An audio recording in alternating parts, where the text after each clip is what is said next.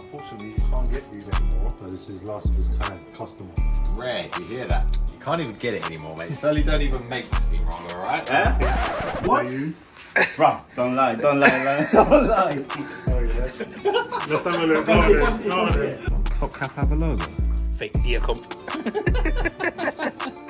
Welcome back. We are in the workshop again, bringing you some more YouTube content. With that in mind, we'd like to say, make sure you tap in, subscribe, because we're going to be pumping out way more YouTube content this year. And I think you are definitely going to want to see it. So today's new bike in question is this bad boy right here, fully custom painted. We're going to go through a bit later in the video about the painting process. Going to chat to you about how that went, how we did it. But the main thing we're going to do in this video is obviously you can see it's completed, it's ready to go. So it's time to build it, get it on the road and give it a test drive. So one thing that's different about this, it's not actually a customer's bike that we've done. This is actually a staff ride and it belongs to our main man, Big G, Big George out here, lanky head in the clouds, big giraffe looking guy. So this is his bike. As you can tell, it's giant. I could never fit on this. It's about as long as my leg length anyway. So yeah, we're gonna bring him in. Let's get him to answer some questions and see his thoughts behind this inspired paint job and build. Let's go. Yo, George, come and say hello to the people. Yes, hello. Alright, we're bringing in the man himself. This is obviously George's bike right here. So we're just going to ask him a few questions and get to know more about this build. What frame is this under all this lovely paint, mate? So this is the Surly steamroller. Unfortunately, you can't get these anymore. So this is last of its kind, custom one. Rare, you hear that? You can't even get it anymore, mate. Certainly don't even make the steamroller, alright? So don't ask us for one. What type of bike is it? So it's a single speed, set up as like a fixie or anything like that, but just simple, nice and simple, no frills. And what sort of thing do you think you'll be using it for? Just as a little run around. It started off as a sort of beater bike just to get to and from work, do a bit of like shop runs, things like that. Started spicing up a little bit with some of these parts as you'll see in a bit, but yeah. Nice. And talking about the parts, so what was your idea behind some, because you got some interesting bits here. Like obviously you like Thompson, I can see that, but you're running like these Soma Dream bars, which are super wide, got this big rise. Obviously you're quite a tall chap, so that has something to do with it. But yeah, what was like your inspiration behind choosing some of these bits? Well, in one word, comfort, really. So that's why the nice swept up bars sort of keep me in a nice upright position. Obviously the Brook saddle, the nice little hammock shape there, keeping me comfy. And yeah, in general, just a nice and comfy cruiser. Sick. So really just a sick all-round town bike, whip about, get to the shops, get to the bike shack, back home again as quick as you can. No doubt. Nice. All right, perfect. I like it. That's brilliant. I mean, this is a pretty loud paint job. Personally, I'm a big fan. Obviously, you can see I like a bit of purple. Yeah. The pink as well sets it off really nicely. It's got a proper good pop to it. But what was your inspiration behind this paint job? I'm kind of sort of inspired by like the early 90s mountain bike frames. If you see like the Peugeot Black Rock or like some of the Klein ones, the purple and pink. What? Bruh, don't lie, man. Don't lie. You got this bike from the same pinnacle you've been hating, my sexy pinnacle. Oh yeah. Let's have a look. Go on then. You've been hating on my pinnacle and now you copied it. Oh. What red-handed? Oh, okay, and Alfred's pinnacle. Thank you.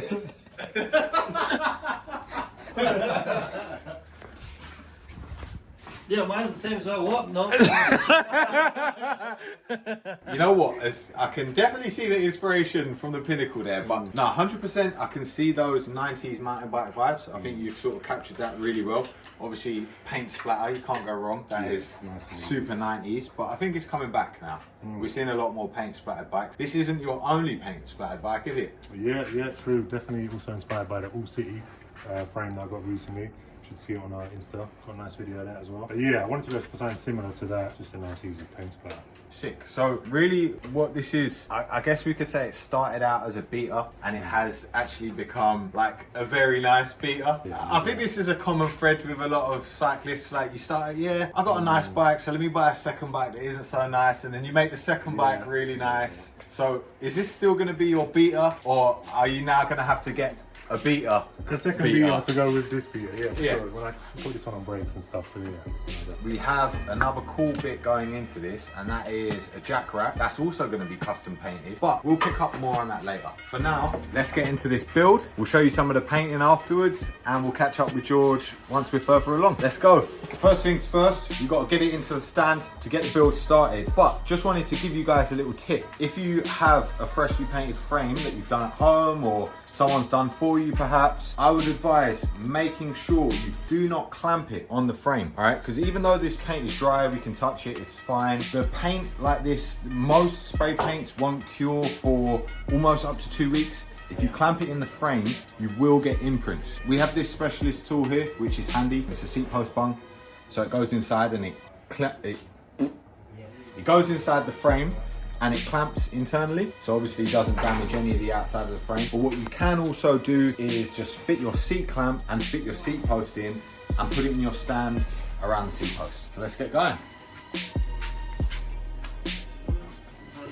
So before we start the build, we got to pull this masking tape off that George has put. This was hand done by George actually. This wasn't one of my jobs. Me personally, when I paint the frames, I don't always tend to mask them. That's because I like the paint to cover every surface. And then when I come to the build process, I'll use a reamer and I'll use a threader to recut the headset race and the bottom bracket to get any excess paint out of it. But masking it's also good. If you were doing this at home and you didn't have a bottom bracket threader or a headset reamer, then masking tape would be a great choice. Oh, look, he went with a blue roll inside as well. He got scientific with it. So this is actually what I was talking about just now when I said about paint getting on every surface. So if you mask it, cool, keeps the paint out of your threads, but then you get left with the old color exposed in some areas. I mean, you have to mask it really precisely to be able to avoid that. So yeah, different techniques, different results, but overall, this will do the job. Bottom bracket should hide that color anyway, so we'll be all good. With this being a single speed build, there's not too much complex stuff to get done, so we're gonna race through it pretty quickly. The main things that are a little bit technical, or you might need specialist tools, will be installing the bottom bracket in the headset, which we're gonna run through now so you can see how we do it. Crucial, first thing, get some grease on those bottom bracket threads, because you do not want that to seize up. That's super common here at the shack. We have wrestled with many seized bottom brackets. Bottom bracket time, just a nice, simple, square tapered Shimano bottom bracket.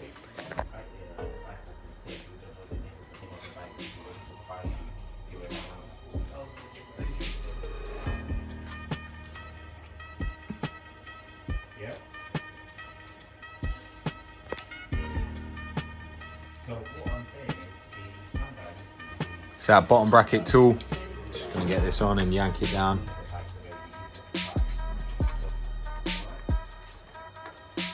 Next up is the headset. Just got to press these cups in. Nice Diacomp headset.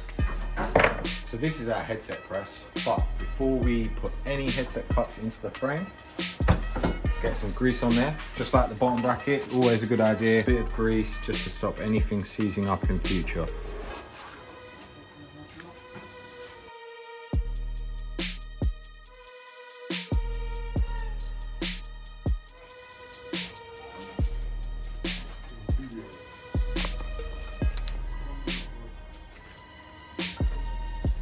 It's basically a threaded bar with 2 cups on either end, and it just helps you press in your headset cups into the frame, keeping them nice and straight.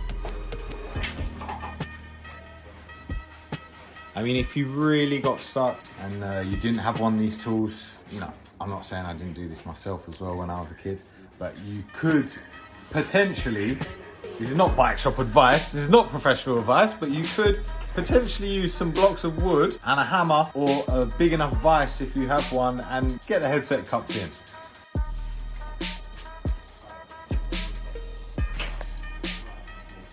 Doesn't the top cap have a logo? No, it doesn't. Fake. Fake. Yeah. George, you got ya? He is, man. Fake And he turned around, he was like, what's that? Fake deer comp.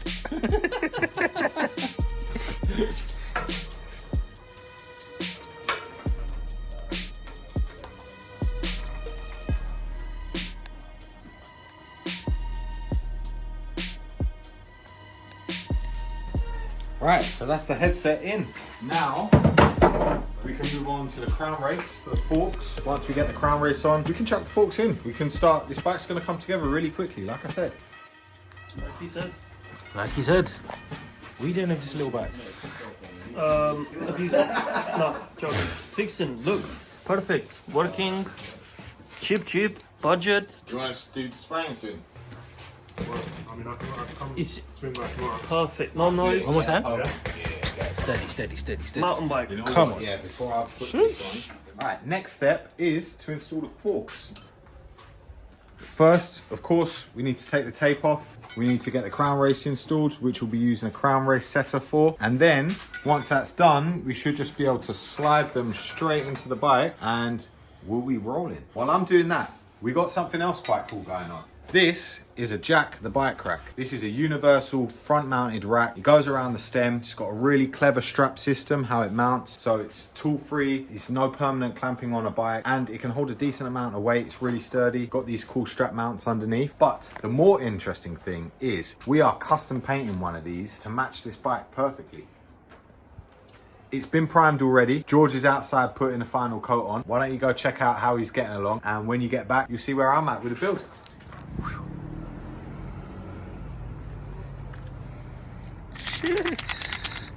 Yes, George, how's it going? You're looking at, it's okay. It's okay. It's not cooking.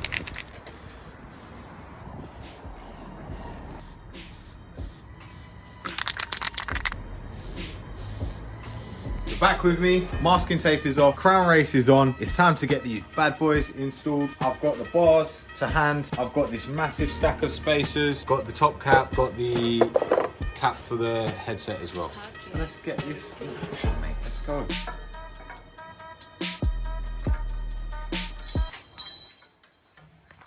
Professional.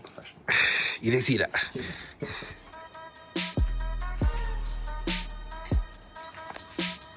Go on. Thank you, mate. This is cameraman and assistant that we got right here. You see this? You lot might not have this at home. Wait. You know what, son? Look at the stack of spacers he's running on this. He's already got these massive bars, yeah, with this rise and the stack of spacers. You know what? Get in the comments below. How tall do you think George actually is? Because I'm about 6 foot tall. You saw him standing next to me. He makes me look like a little kid. Yeah, comment below. How tall is George? You got it, yeah? Yeah, got it. Running the Thompson top cap. No flies on this lad, mate. He's swag on point. One other thing I'll probably mention now, I'm just setting this bike up how George had it before. And it's all right because he's mostly just riding it on road. He's not doing, you know, we ride a lot of mountain bike and stuff. But personally, the depth of the steerer tube that he's running with the stems is a little bit low. I would have had slightly more steerer tube, so that I would have probably run a smaller spacer. But when you're that tall, you got to take all the reach you can get, I suppose. So we're going to run it as it is for now. While we're here, we get the front brake installed as well. As you can see, it's been pre-set up. We've got this lovely machined lever, put this nice matching pink brake cable on, and then I think he's just running a Condor caliper, which is, you know, just donated, I think, from a previous bike of a previous life. But yeah, it does the job. As you can tell, he's gone for all silver, brushed, polished, all the silver you like. That's his general theme. Somebody say he's the Silver Surfer. What is this guy on about? Someone comment down below. What is this guy waffling about? Don't, mate. What is a Silver Surfer? I think he's a superhero with top class banter.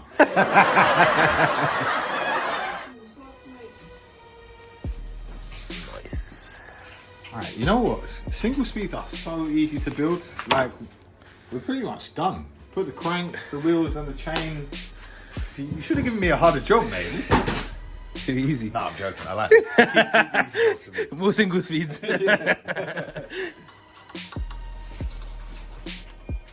Crank time. Like I said, we're so close to being done. I like these kind of builds. Everything's clean. Everything fits on nicely. Look at these. There's some mean pedals as well. I do like those actually. the polished DMR V12s. What a very nice looking pedal.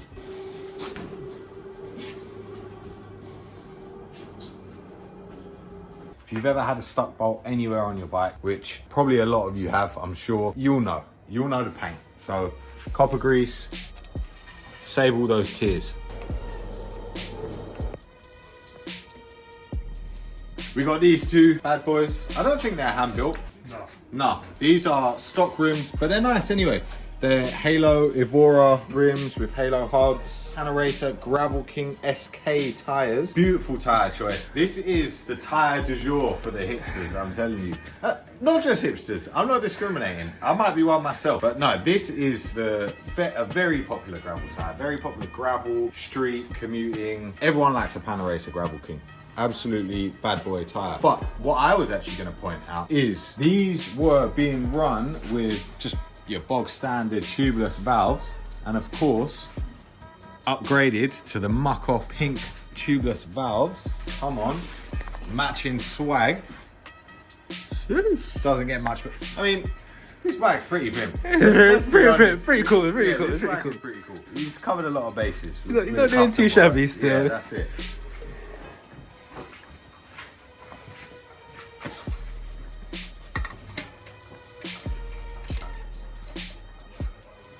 You know what? I'm really hoping that this tubeless setup has been done already, because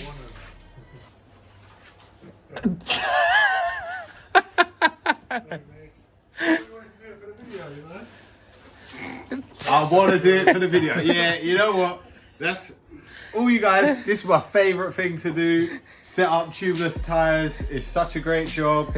You know, if you haven't done it, highly recommend you try it yourself. Very easy. Yeah, oh mate, get out of here, man. Shit, I think we should bring George back in and get him to set up his own tubeless tyres for this one. Come on then, George. So we skipped all the boring parts. Tyres been off, tubeless tapes on, valves in, tyres back on. Now, shook up the bottle a little bit. We're gonna fill it up with some orange sealant, tubeless sealant. Just gonna use about a whole syringe worth, which is about well, I'm gonna use a bit over 60 ml. So we've taken the valve core out of the tubeless valve. And there we go, that's the fluid in.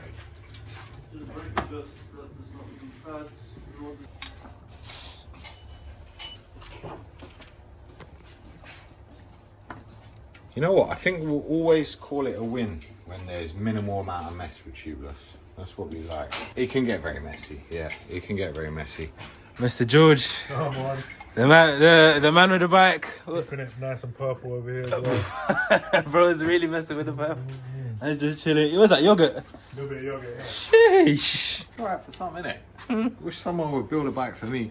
Well, you can eat some yogurt, Yeah, innit? well, I could eat some yogurt. Alright, spread some of that fluid around.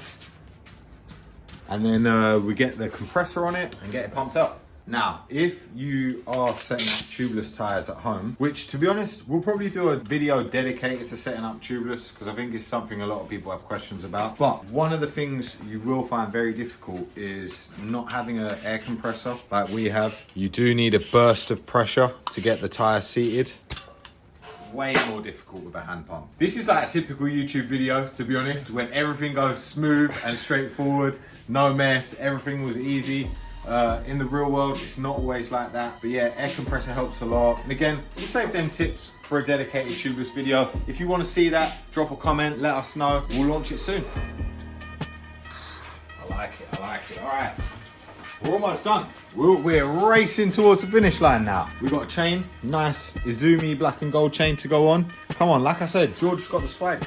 Every part is carefully thought about. He's got lovely bits on this. I mean, crankset, could have a more swaggy crankset, I'm not gonna lie, but no hate or judgment there whatsoever. So the one time man could have gone for a silver chain, bro's gone for a black and gold chain. That's a good point, actually. That is a good point, you know. He's gone for a full silver build, but he's gone for a black and gold chain. George, what's going on with that, mate? I had a plan originally. What was It was going to be the yellow steamroller. The black and gold chain, but...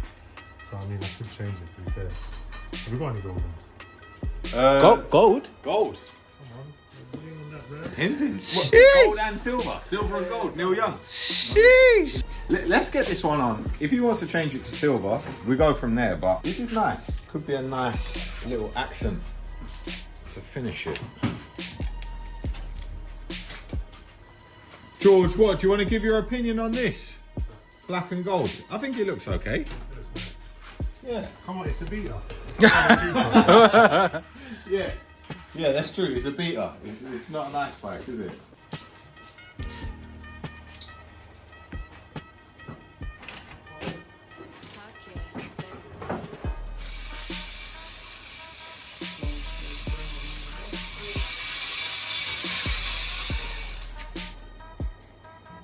It's looking good. And we'll show the finished piece of art. Although, we still have the jack rack to come actually. So, stay tuned for that.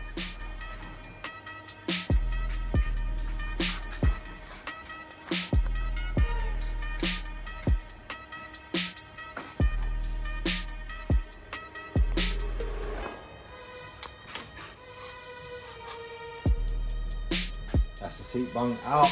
All right, this bit, if you've painted a bike at home, you've got to be really careful because this will tear the paint off the frame. So we're gonna be a bit mean to the seat clamp here. We're gonna spread it, but it's better to do that than to just mess up the paint while it's still kind of fresh. All right, there we go, we've got the lip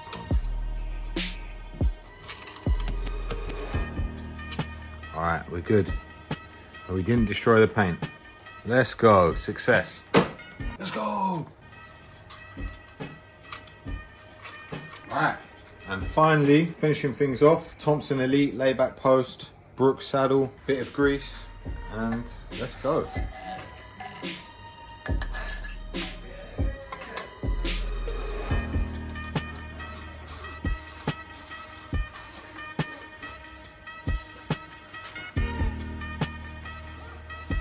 George is massive in him, should probably have it like... Leave it out there, innit? Chest height is probably about right.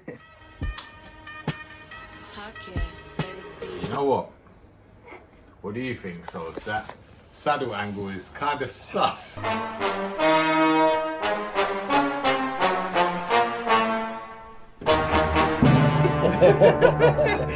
Kind of sus, mate. I don't know about that. That's how George left it, innit? That's how he had it before. That is how he had it. I don't want to mess with a man's bike setup, but I wouldn't touch that part. yeah, that wouldn't be my preference, to be honest with you. I don't know about that. All right, that's it. Souls, we have a completed bike. Last thing is really tighten up the stem bolts, straighten the wheel. The Swaggy Thompson, yeah, it is. They use 3mm stem bolts, tiny ones. Yeah, before we do that, let's get the wheel straightened. Get the old eye test on it. Anyway. That's it. We have a bike. It looks, honestly, really nice. What do you think? I think it looks nice. Look at these grips that he's even got as well. Interesting grips. I've never seen grips like that, really and truly, kind of. Auri grips. Yeah. That's a classic fixie single speed grip right there, the Auri. See, this guy knows what he's doing. He knows what he's doing. He knows They're what nice. he's doing. They are really nice. And that's us pretty much wrapped on the workshop side of the build. We still have the jack rack, which is drying now. I think we may need to do one more coat on that. And then we have to fit that and also a lovely custom bag that is going with this. But it's the end of the day. So we're going to pick back up on it tomorrow and we'll see you then. Let's go.